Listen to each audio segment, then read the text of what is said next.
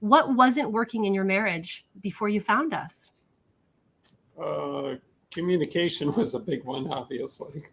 Um, it just was like a wall between us trying to communicate with each other. I wasn't speaking her language, and she definitely wasn't speaking my language.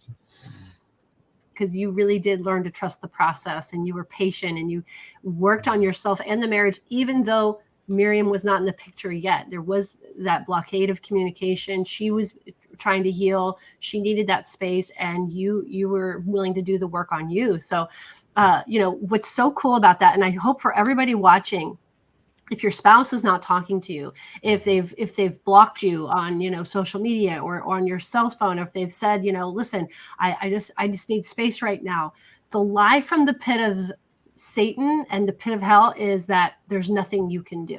Right. Because for Bert, he could have said that. He could have just thrown his hands up and said, well, there's nothing I can do. She won't talk to me. We can't work this out.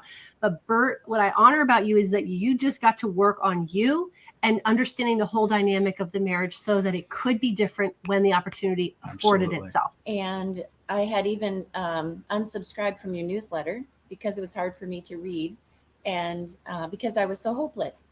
And that's one thing you guys did for me, was to help bring back that hope that God has. I'll tell you how God did work. And I have a friend who reached out to me, and her husband had divorced her. And she said if there had been anything she could have done to prevent that divorce, because of how it affected the children, I mean, majorly affected her children, and her children were still in the home. And that was just one thing that God used to, I'm going to say, push me back. And then another was that, going through that, I thought, well, I should do my due diligence, because I did not want to be divorced from Bert. That was not my end goal. But I didn't see what I was looking for. And for those of you who are separated, if you're going into this without your spouse, I give you great credit, great honor that Bert did that. Because it was really hard to do the work that he. And I'm not saying that this is a hard thing, but anytime you have personal growth, it's a choice you make. And that he invested in himself and in our marriage doing that.